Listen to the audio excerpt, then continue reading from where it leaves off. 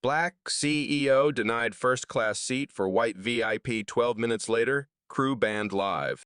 Hello everyone, before we begin today's video, I need your help. We've noticed that the channel is losing traction and subscribing is one of the best ways you can help us. It's quick, free, and allows us to continue bringing you great content. Your support means everything. Let's keep this channel growing collectively. Where are you watching from? Drop your city or country in the comments below. Thank you very much. Now let's get back to the story. Move, or you'll be dragged off this plane. Her voice sliced through the first-class cabin like a blade. Champagne glasses trembled in their holders. The soft amber lighting designed to calm high-paying passengers suddenly felt interrogative, harsh, exposing.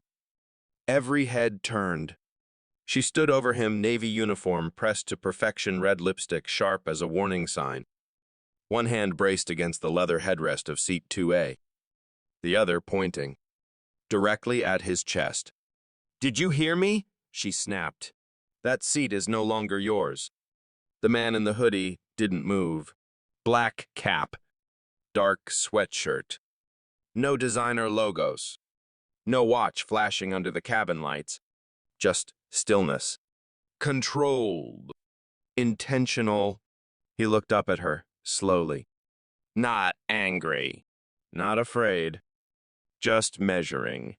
A white couple stood 2 rows back, hovering near the aisle. Platinum tags dangling from their carry-ons. The husband cleared his throat impatiently. "Is this going to take long?" he asked. The flight attendant didn't look away from the man in 2A. "We're handling it," she replied, voice tight. Before we continue, where are you watching from? Drop your city or country in the comments below. And if you believe in dignity and justice, hit like and subscribe. These stories spark change. And we're glad you're here. Now back to Marcus. Marcus Hale adjusted slightly in the wide leather seat, but not to stand. Just enough to rest his elbow on the armrest as if he were settling in for a long flight. "My boarding pass says 2A, he said calmly. She laughed under her breath, not amused. Dismissive. It was reassigned. It scanned green. Her jaw tightened. That doesn't mean it stays that way. Passengers were whispering now. Phones subtly raised. The hum of the engines blended with tension thick enough to taste. A junior flight attendant, barely out of training, stood frozen near the galley curtain. She had scanned his ticket herself. She remembered the beep, the confirmation flash, the name, Marcus Hale. The senior attendant leaned closer, her perfume sharp, invasive. "You people always think rules don't apply to you," she muttered low enough to seem private. Loud enough to wound. Marcus didn't blink. He had heard that tone before. At 24 outside a private lounge in Atlanta. At 31 in a boardroom where someone asked if he was security. Different city. Same sentence hidden between the words. "You don't belong." Back in the cabin, she straightened and raised her voice deliberately. "Sir, if you refuse to comply with crew instructions, we will have security escort you off this aircraft." There it was. Non-compliant. A label. A setup. Marcus exhaled slowly. The movement almost invisible.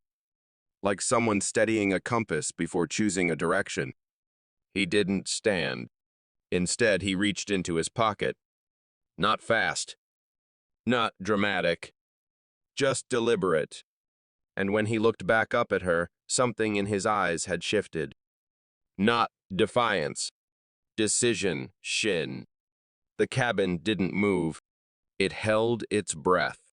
Marcus's hand remained inside his pocket for a second longer than necessary, not reaching for a weapon, not fumbling in panic. Just pausing. Measuring. Across the aisle, the white VIP couple had already settled into the narrative. The husband leaned toward the senior flight attendant. "We were told that seat would be cleared," he said quietly, but not quietly enough. Cleared. As if 2A were clutter. As if Marcus were luggage left in the wrong compartment. The attendant straightened. Professional smile back in place, but brittle now. Sir, she said, projecting for the cabin to hear this seat has been reassigned due to operational priority. Operational priority. A phrase polished by corporate lawyers, soft, bloodless. Marcus finally removed his hand from his pocket empty. He placed it calmly on the armrest. And what priority would that be? He asked. Her jaw flexed. We don't need to explain internal decisions to you. The trainee near the galley shifted her weight. She remembered the manifest screen at boarding. No alerts. No changes. No override tags. Just one name beside 2A. Marcus Hale. She swallowed but stayed silent. The senior attendant tapped her tablet sharply. The screen reflected in her eyes. For half a second, uncertainty flickered. Then she turned it slightly away from him. That seat now belongs to a premium loyalty guest, she announced. The husband behind her lifted his chin, satisfied. Marcus glanced over his shoulder at the couple. Not hostile, just observant. You mean them? He asked evenly. The wife stiffened. Excuse me, no, the attendant snapped. I mean, policy. There it was again. Policy. Passengers were no longer pretending not to watch.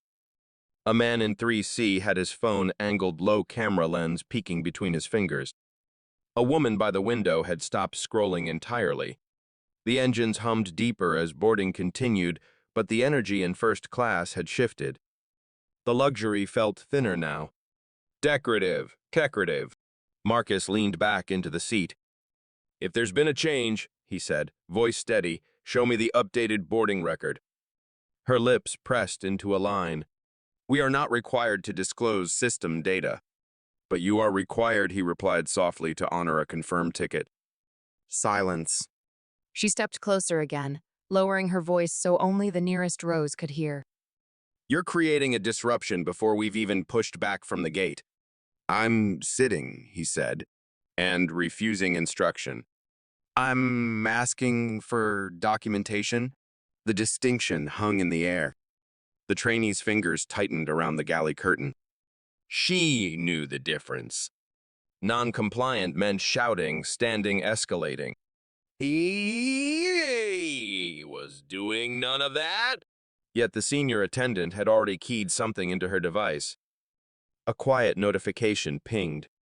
Ground security requested. Marcus heard it. He didn't look at her tablet. He looked at the cabin ceiling, instead smooth, curved, engineered to feel safe. At 30, he'd sat in another aircraft while a man in a tailored suit suggested he must be flying on points. The laughter that followed had been light. Casual. Harmless, they'd said. It had never been harmless. Back in 2A, he lowered his gaze again. Is the captain aware, he asked calmly, that you're attempting to remove a ticketed passenger before verifying the system that question landed differently? Because now it wasn't personal. Now it was procedural. And procedures, unlike assumptions, leave records. The captain arrived with the kind of walk that usually ended arguments. Measured, authoritative. Designed to restore order before it fractured. He stepped into first-class shoulders, squared silver stripes catching the cabin light. His eyes scanned the rows, once quick assessment, then settled on Marcus. What seems to be the issue, he asked, voice even but edged. The senior flight attendant answered before Marcus could speak. Passenger in 2A is refusing crew instruction. We've reassigned the seat due to operational priority. He won't comply. Refusing. Won't comply. The language was tightening around him now. Marcus didn't stand. He didn't need to. My boarding pass was scanned and confirmed, he said calmly. I've asked to see the updated record reflecting this so-called reassignment. The captain looked at the attendant. A flicker of impatience crossed his face. Is there a system update? He asked her quietly. She hesitated. It was adjusted manually. By gate, he asked. By crew discretion. There it was. Crew discretion. a phrase far more fragile than policy. The captain turned back to Marcus. Sir, when a crew member gives an instruction, federal regulations require compliance. If you do not stand voluntarily, we will involve ground security. A ripple moved through the cabin. The word security traveled fast. Marcus nodded once, absorbing it. And what federal regulation, he asked gently, allows removal of a confirmed passenger without documented cause? The captain's jaw tightened. This isn't a courtroom. No, Marcus agreed. It's a cabin full of witnesses. Several phones lifted a little higher. The trainee stepped forward before she could stop herself. Captain, his ticket scanned green at boarding, she said, voice trembling but clear. There was no alert. The senior attendant turned sharply. Stay out of this. But the words were already hanging in the air. The captain glanced between them. A crack. Small but visible. Is there a manifest discrepancy? He asked again, this time firmer. The senior attendant's fingers hovered over her tablet. For a split second, the reflection of the screen flashed across Marcus's eyes. He saw it. No override stamp. No system note. Just a blank line where certainty should have been. She angled the tablet away again. He's escalating, she insisted. Passengers are uncomfortable. Marcus looked around. No one looked uncomfortable with him. They looked uncomfortable with her. I haven't raised my voice, he said quietly. That's not the point, she shot back. Then what is silence? Behind them, the white VIP husband shifted. Captain, we were assured that seat was ours, he said. We have executive status. Executive status. Marcus let that word settle. At what point, he asked, gaze steady on the captain, does status override a confirmed contract? The captain exhaled slowly. Sir, I need you to stand. It wasn't loud. It was worse. It was final. Marcus leaned back further into two, a shoulders relaxed posture anchored. No, he said. Not defiant. Definitive. The cabin air changed again, heavier now. Charged. The captain reached for his radio. Ground, we need assistance. At Marcus's voice cut through, calm but sharper than before. Before you finish that call, he said, you should verify who you're about to remove. The captain paused. Only for a second. But in conflict, 1 second is enough to shift gravity. Marcus slid his phone onto the armrest. Unlocked. Screen glowing. A single contact already open. Board liaison. The captain's thumb hovered over the radio button. The cabin waited. Marcus didn't raise his voice. He didn't even look at the captain now. His eyes were on his phone screen, calm as still water. Before you finish that call, he repeated quietly, verify who you're removing. The senior flight attendant scoffed. Captain, this is intimidation. He's trying to delay departure. Delay. As if dignity were a scheduling inconvenience. The captain's gaze dropped to the phone on the armrest. Board liaison. He frowned. Sir, I don't know what you think that is. It's exactly what it says, Marcus replied. He tapped the screen. The call connected instantly. No hold music. No automated system. A woman's voice came through the speaker's sharp professional alert. This is Dana Whitmore. The captain stiffened slightly at the name. The senior attendant didn't recognize it. Marcus didn't break eye contact with the captain. Dana, he said evenly, we have a situation in first class. Seat 2A. I'm being removed under crew discretions despite a confirmed manifest. A beat. Then Dana's tone shifted colder.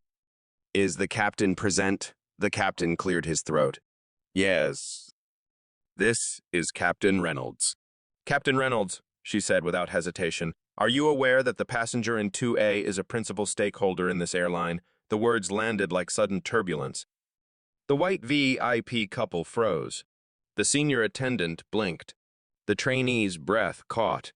The captain's posture changed almost imperceptibly. "I was not informed of that," he said carefully. "You weren't informed," Dana replied, because no one bothered to check. Silence spread across the leather seats like spilled ink. The senior attendant tried to recover. "With respect, corporate titles do not exempt anyone from compliance. You're correct," Dana cut in.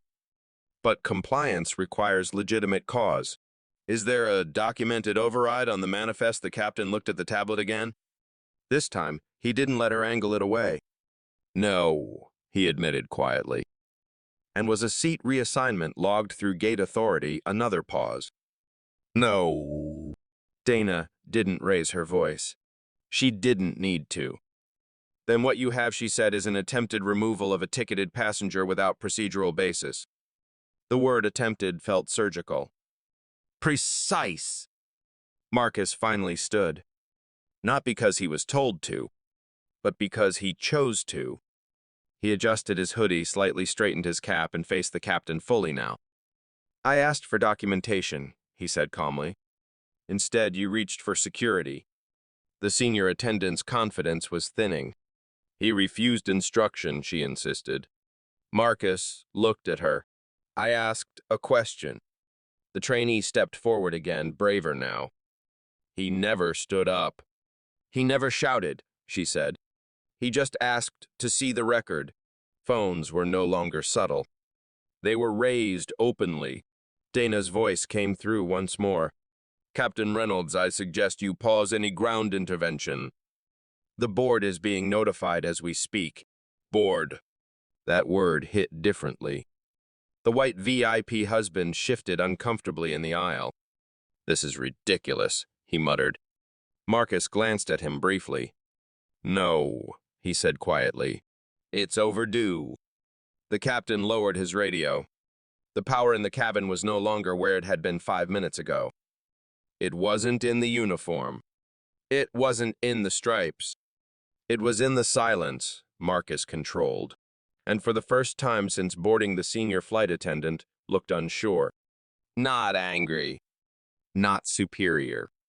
Unsure. And that was the beginning of the collapse. The cabin didn't erupt. It tightened, like pressure building inside metal at 30,000 feet. Captain Reynolds lowered his radio slowly, but he didn't step back. Authority doesn't retreat easily. It recalculates. "Mr. Hale," he said carefully now, with respect ownership stakes, "do not override in flight command." Marcus nodded once. "You're absolutely right," he said. "But neither does bias override contract." That word lingered. Bias. The senior flight attendant's composure cracked for the first time. "This has nothing to do with bias," she snapped. "This is about maintaining order." "Order?" Marcus asked quietly. "I've been seated this entire time." Her breathing sharpened. She turned toward the watching passengers. "He's manipulating the situation." A man in 3C spoke up without lowering his phone. "He hasn't moved." The white VIP wife crossed her arms. "We were promised that seat," she said, defensive now. "We upgraded." Marcus turned slightly toward her. "Upgraded?" he repeated. From what she faltered. Dana's voice cut through the speaker again. "Captain Internal Review confirms no seat reassignment was processed through gate control or operations. The manifest shows 2A assigned and paid in full." The word paid echoed differently. Money wasn't the issue. Never had been. The senior attendant tried one last pivot. He was becoming confrontational. Marcus exhaled softly. "And then it happened." The memory surfaced. Not loud. Not dramatic. Just sharp. 26 years old. Conference in Chicago. Hotel front desk clerk glancing at his credit card twice before asking, "Are you sure this is yours?" The room had gone quiet then, too. He'd smiled. Stayed polite. Earned his way out of suspicion. Again. Back in first class, the present pressed in. He looked at the captain. "Define confrontational," he said calmly. "You question crew authority." "I asked for documentation." You refused to stand. I refused to surrender a seat I purchased. Each sentence was clean, precise. The captain felt it now, the structure shifting beneath him. This wasn't about a passenger causing chaos. It was about a decision made too quickly, based on something unstated. The trainee's voice trembled but held. Captain, the only change was after the VIP couple boarded. Silence fell hard. The senior attendant turned sharply. That's speculation. It's a timestamp, the trainee replied. Marcus didn't smile. He didn't need to. Dana spoke again, tone colder than before. Captain Reynolds, if ground security boards this aircraft without procedural basis, the liability exposure will extend beyond crew discipline. Liability. Exposure. Not emotional words. Corporate words. The captain understood those. The engines outside deepened as baggage loading continued. Departure time was approaching. Schedules mattered. Optics mattered more. Marcus reached down and picked up his boarding pass from the armrest where it had been placed earlier. He held it between two fingers. Seat 2A, he said quietly. Confirmed. Contractual. Then he looked at the senior attendant. You mistook silence for submission. The cabin felt the shift. It wasn't anger rising. It was gravity changing direction. And for the first time since this began, the senior flight attendant looked small in her own uniform. The cabin no longer felt like first class. It felt like a courtroom suspended at the gate. Captain Reynolds straightened his jacket, slowly recalibrating.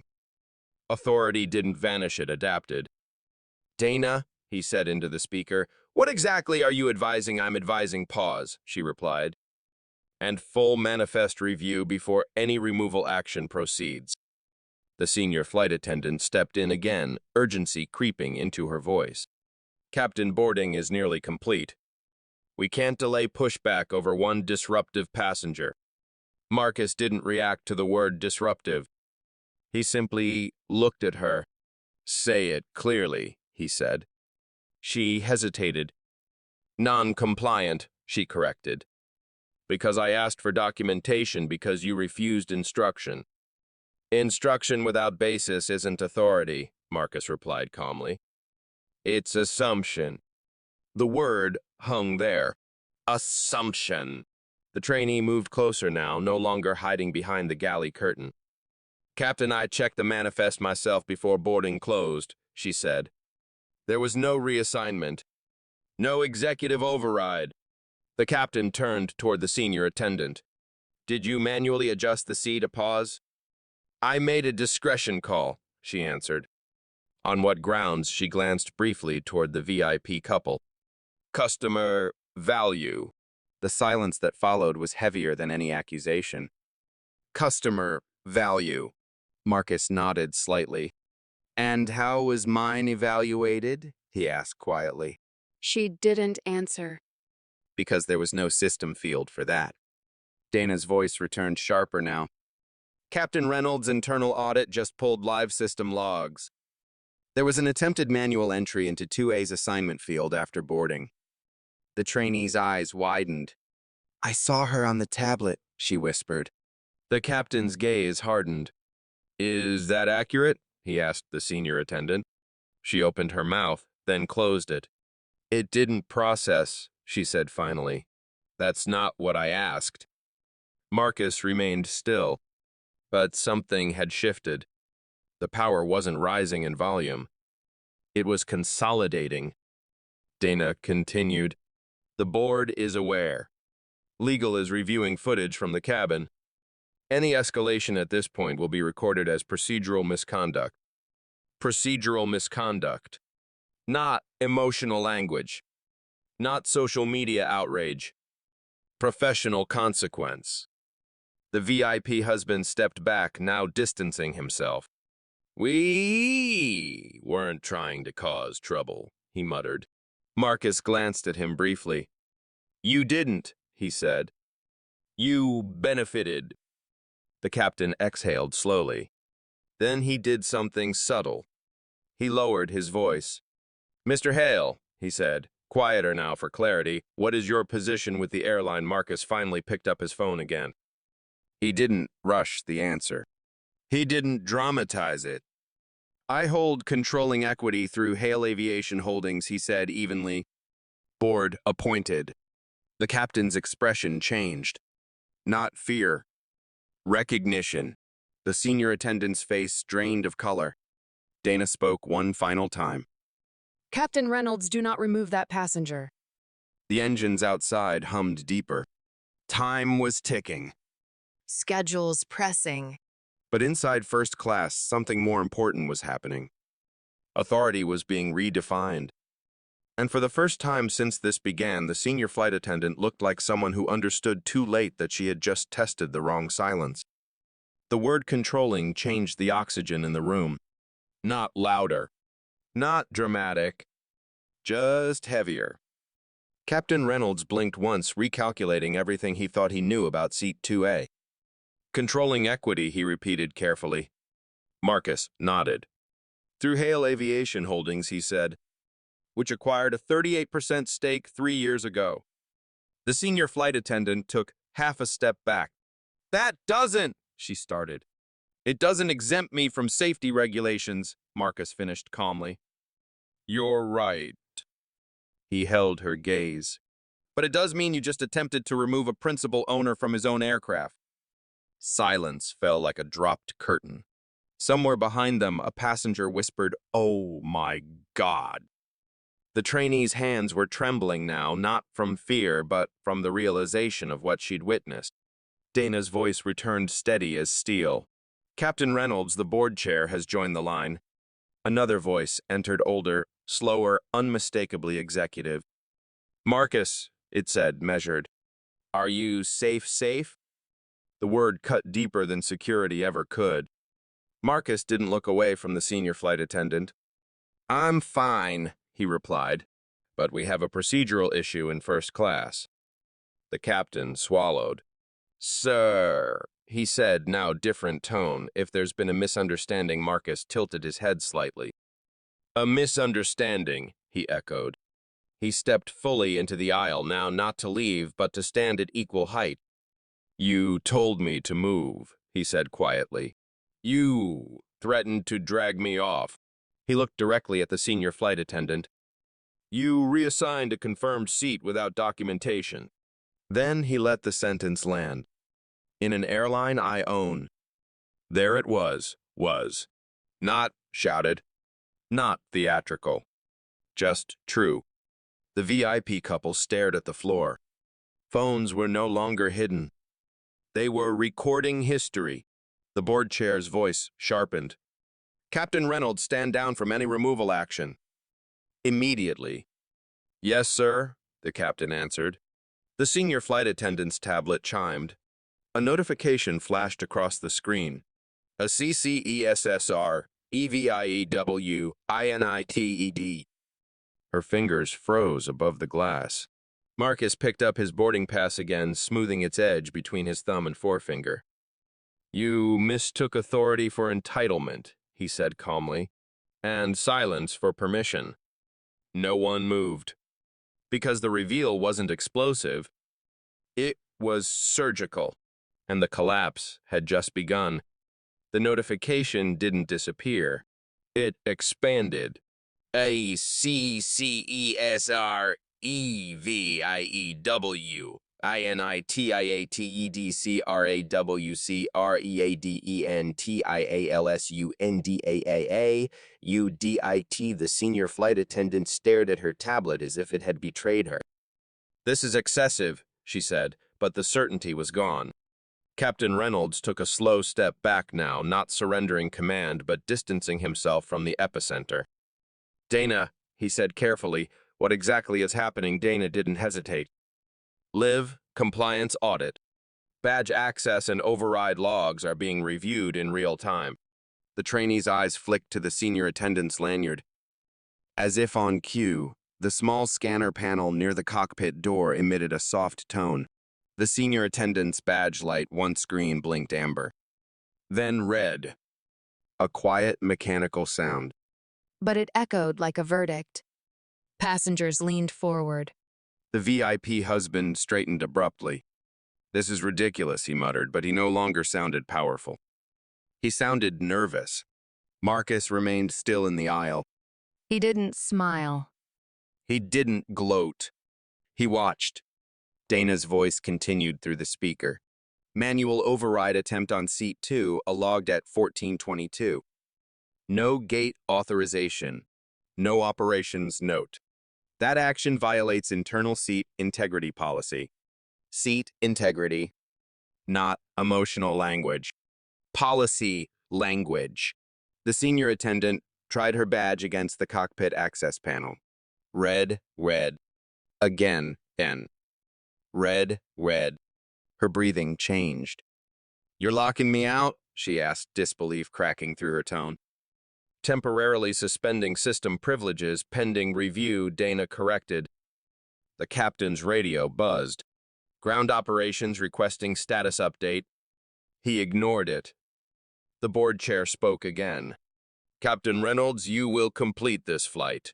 The crew manifest is being amended." The word amended chilled the air. The trainee's tablet chimed softly. A new assignment notice. She looked at it. Then at Marcus. Then at the senior attendant. "You've reassigned me to lead cabin for this segment," she whispered, stunned. The senior attendant's face drained further. "That's not how this works," she said weakly. Marcus finally stepped back toward seat 2A. "That's exactly how it works," he replied calmly. "You made a discretionary call." He sat down slowly, deliberately. "So did I." Another notification flashed across the senior attendant's screen. TEMPARAYORILIFEFFECTIVEIMMEDIAATELY. Gasp spread through the cabin. No shouting. No security dragging anyone off. Just quiet, administrative precision. The captain cleared his throat. "Miss, please step to the rear galley." It wasn't harsh. It was procedural. The same tone she had used on Marcus minutes earlier. Now redirected. She hesitated, then walked. Not escorted. Not humiliated. Just removed from authority. Marcus adjusted his seatbelt calmly. The engines outside roared slightly louder as pushback clearance was granted. The cabin settled. Not because the conflict vanished, but because gravity had shifted back to where it belonged. Marcus looked out the window briefly, then forward again. "I didn't refuse to move," he said quietly, almost to himself. "I waited for the system to catch up." Pushback clearance came through. The aircraft shuddered slightly as the tug locked into place beneath the nose gear. But inside first class, no one was thinking about departure anymore. They were thinking about what they had just witnessed. The former senior flight attendant stood near the rear galley, now uniform, still immaculate authority gone. Her tablet had gone dark except for a single frozen banner, SYSTEMACCESSUSEPENDEAD. She wasn't crying. She wasn't shouting. She was recalculating. Captain Reynolds stepped back into the aisle near two, a voice lower than before. "Mr. Hale, he said, measured on behalf of this crew, "I apologize for the escalation." Marcus looked up at him. "Escalation happens when ego replaces process," he replied evenly. "Process would have solved this in 30 seconds. The captain nodded once. "Fair." The trainee, now acting lead cabin, approached carefully. "Sir," she said, steady despite the moment, "would you like a pre-departure beverage?" The shift was subtle. No fear in her voice. No flattery either. Just professionalism. Marcus allowed the smallest nod. "Water is fine." As she walked away, several passengers began to clap. Soft at first. Then stronger. Not cheering a takedown, acknowledging a correction. The VIP husband avoided eye contact entirely. His wife stared straight ahead, fingers laced tightly in her lap. Status had evaporated. Contract remained. Dana's voice returned one last time through the captain's phone. Marcus, the board will convene a formal review. The override attempt is documented. Good, Marcus replied calmly. Make sure training is updated. The captain glanced toward the rear galley where the suspended attendant stood. This will be handled internally, he assured. Marcus met his eyes. Handle the culture, he said quietly. Not just the incident. That landed deeper. Outside, the aircraft began to move, slowly reversing from the gate. Inside, Marcus fastened his seatbelt and settled back into 2A, the seat that had never stopped being his. The cabin lights dimmed slightly as taxi procedures began. The trainee returned with his water. Thank you for staying calm, she said softly. Marcus accepted the glass. Calm isn't weakness, he replied. It's leverage. The engines rose in pitch as the plane turned toward the runway. Phones were still recording, but the narrative had changed. No passenger had been dragged off. No shouting match had gone viral. Instead, something quieter had happened. Authority had been tested. Procedure had been forced to reveal itself. And in the space between assumption and verification, the truth had won its seat back. Marcus looked straight ahead as the aircraft paused for takeoff clearance. He hadn't raised his voice.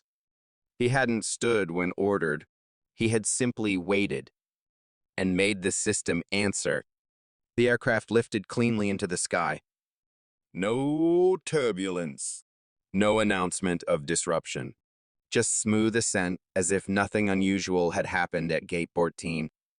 But everyone in first class knew better. At 10,000 feet, the seatbelt sign dimmed. Captain Reynolds' voice came over the intercom, steady, professional. Ladies and gentlemen, we appreciate your patience during boarding. We are en route to Los Angeles with an expected on-time arrival. A pause. Then slightly more deliberate, we are committed to upholding the highest standards of service and professionalism on every flight. It wasn't an admission, but it wasn't random either. Marcus understood coded language. He sipped his water calmly. Across the aisle, 2 passengers were still reviewing their recordings. One whispered, "That's the owner," as if confirming a myth. The trainee, now fully acting lead, moved through the cabin with composed efficiency. Her posture had changed. Not from power. From clarity. In the rear galley, the suspended attendant sat in the jump seat headset, removed hands folded in her lap. No one was speaking to her. Not cruelly. Just officially. Marcus's phone vibrated softly on the tray table. A message from Dana, full board session scheduled upon landing. Audit complete. Override confirmed. Another message followed seconds later. Recommendation, immediate termination pending review. Marcus stared at the words for a moment. Termination. It would be easy. Clean. Final. But leadership wasn't revenge. It was precedent. He typed slowly. Hold termination. Mandatory bias audit across all cabin crews. Update training protocol. A moment later, 3 dots appeared. Then understood. Marcus locked his phone and leaned back. The clouds outside the window stretched endlessly soft, indifferent, vast. At 34, he had learned something critical in business. Individual incidents expose culture. If you only remove the person, the pattern survives. The trainee approached again. Sir, we'll begin meal service shortly. He nodded. Thank you. She hesitated, then added quietly, I won't forget today. Marcus looked at her, not as an owner, not as a passenger, but as someone who had once been in her position. Don't, he said. Just don't repeat it. The engines hummed steadily as the aircraft cruised above the clouds. Crisis resolved. Authority recalibrated. But this wasn't the end of the story. It was the beginning of accountability. By the time the aircraft began its descent into Los Angeles, the cabin felt different. Not lighter. Clearer. The kind of clarity that comes after something has been exposed under bright light. Captain Reynolds stepped out of the cockpit once more before final approach. This time, there was no edge in his posture. No performance. He stopped beside seat 2A. "Mr. Hale," he said quietly so only Marcus could hear. I reviewed the full log mid-flight. "The manual override attempt is undeniable." Marcus looked up at him calmly. "I assumed it would be." The captain hesitated. "I should have paused sooner. It wasn't dramatic. It wasn't groveling. It was accountability." Marcus gave a small nod. "Authority is strongest when it questions itself," he replied. Behind them, passengers pretended not to listen and failed. The suspended flight attendant remained in the jump seat, eyes forward, no longer defiant. Not broken either.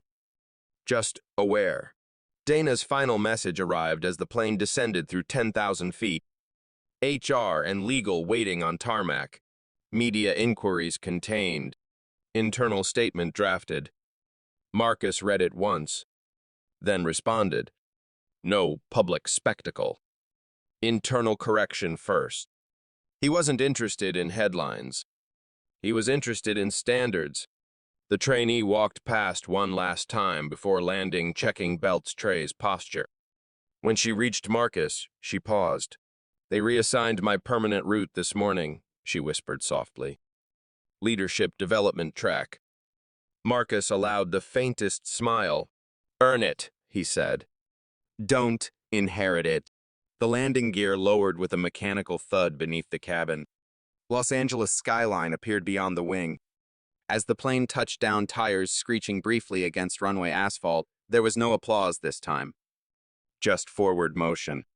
Because justice, when done properly, doesn't need cheering. It needs follow-through. The aircraft taxied toward the gate. Seat 2 remained occupied. Exactly where it had always belonged. The aircraft door opened to the controlled choreography of arrival. Jet bridge locked. Seatbelt sign off. Polite rustle of passengers reaching for bags as if this had been any other flight. But it hadn't. Marcus remained seated in 2 while most of first class filed past him. Some nodded respectfully. Some avoided eye contact. One man paused briefly. "Thank you," he said under his breath. Marcus didn't ask for what. He understood. Outside the cabin door, 2 representatives from corporate operations stood waiting. Not in suits meant for cameras. Not dramatic. Professional. Measured. The suspended flight attendant stepped off first, escorted quietly toward a private corridor. No public shaming. No spectacle. Just process. Captain Reynolds exited next, pausing briefly to shake Marcus's hand. "For what it's worth," he said, voice low, "I won't forget this."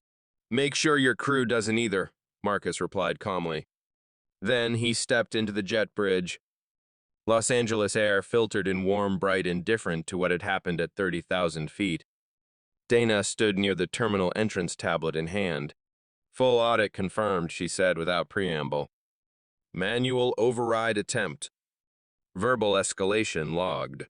Failure to verify manifest before requesting ground intervention." Marcus nodded once. "And the culture report in progress." He didn't walk faster. He didn't slow down. He walked like someone who understood that power isn't about speed. It's about direction. Behind them, passengers were already uploading clips.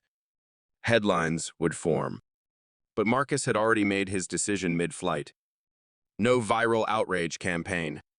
No press conference. Correction over chaos. They moved into a private conference room just off the terminal. Board members appeared on screen within minutes. Faces serious. Not panicked. Marcus, the chair, began. "We regret," he raised a hand gently. "This isn't about regret." Silence. This is about pattern recognition. He stood at the head of the table now, not as a victim, not as a hero, as an operator. You don't fix culture by removing one uniform, he continued. You fix it by auditing discretion. He let that settle. Policy wasn't the problem today. Discretion was. One board member leaned forward. What are you recommending? Marcus didn't hesitate. Mandatory bias certification across all cabin and gate crews.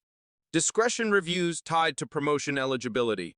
And any seat reassignment requires dual authorization, no solo overrides. Dana typed rapidly beside him. The chair nodded slowly. Approved. It wasn't dramatic. It was administrative, and that's where real change lives. Marcus stepped back from the table. I wasn't almost dragged off a plane today, he said calmly. I was almost erased from a system I helped build.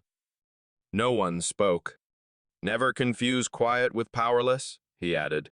Outside the conference room, glass planes taxied endlessly toward their next destinations. Movement. Momentum. Forward. Marcus adjusted his jacket and prepared to leave. As he walked down the terminal corridor alone, phone buzzing softly with updates, he didn't look triumphant. He looked resolved. Because he hadn't raised his voice. He hadn't argued in circles. He hadn't needed to.